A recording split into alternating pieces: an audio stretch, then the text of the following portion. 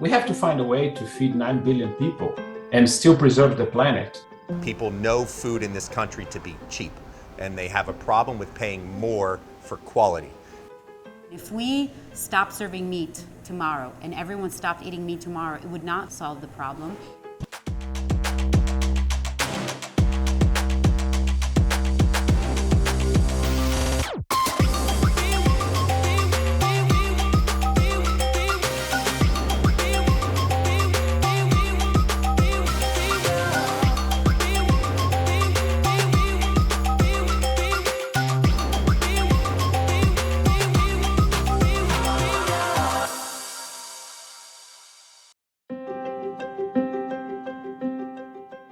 It's not that we as humans say, oh, what's the most efficient use of resources and now let's all eat that.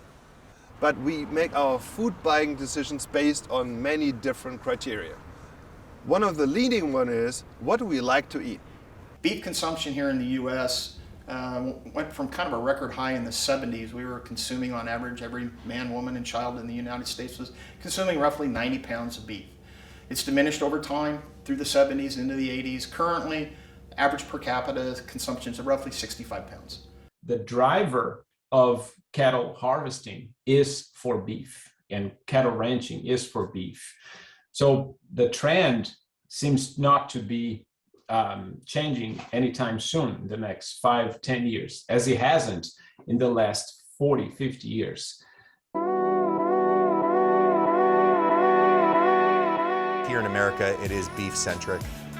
Like I said, we do live in that cheeseburger world, or the cheeseburger paradise, if you will. My name is Michael Friedman. I am the chef and owner of the Red Hen here in Washington, D.C. The Red Hen opened up 10 years ago, and the goal was to provide a great neighborhood restaurant, great food, great ambiance, great hospitality, and kind of approachable cuisine that we've rooted in Italian tradition. Our meat comes from a mixture of local and kind of domestic. We really look toward making sure that we buy really great sourced meats that are raised humanely, that are raised on a grass-fed diet, that have open air to breathe and walk, and that are treated well. We do think that when you have that kind of product, it tastes better, it feels better serving, and there's a story behind it.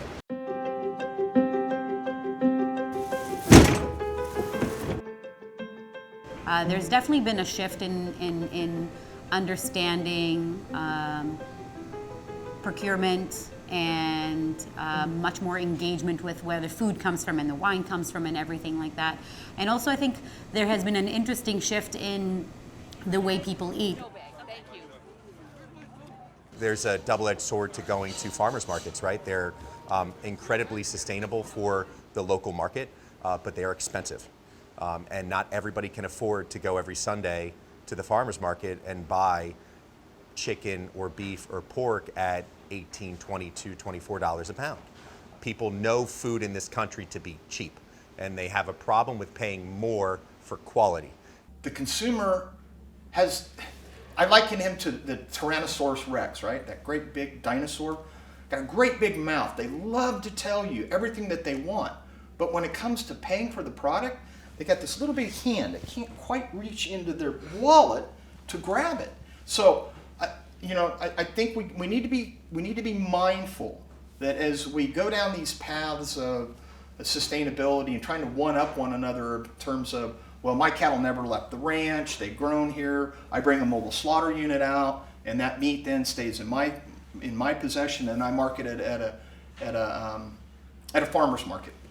That is a very inefficient means of producing beef. We have to find a way to feed 9 billion people and still preserve the planet. That's the reality. And one of the alternatives is to, probably the only alternative is to increase productivity, produce more using less. We chose a leather bar, an orange-stained leather bar for the Red Hen. I feel like leather was always part of kind of the American landscape, and certainly for me growing up in New York and around New York as a child, and my father was from the Bronx, I mean, he wore a leather jacket. One of the most important things for us in opening Lighthouse was being a part of a healthy food system. I mean, if we stopped serving meat tomorrow and everyone stopped eating meat tomorrow, it would not solve the problem.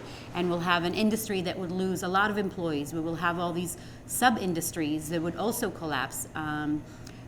Lots of animals eat really nice grains. And so we're looking at this at this domino impact that I don't think people that are attacking the meat industry really understand that can follow. And so again, the better solution is just sourcing good products, local products that travel very little, that have a lot of transparency behind them, where you can see what the impact is, and constantly making it better, right? Rather than eradicating something, let's look at how we can make something more environmentally friendly.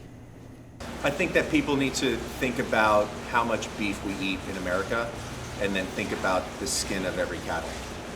And if you're a smart farmer, or if you're a smart business owner, you're going to try to utilize every part of your product.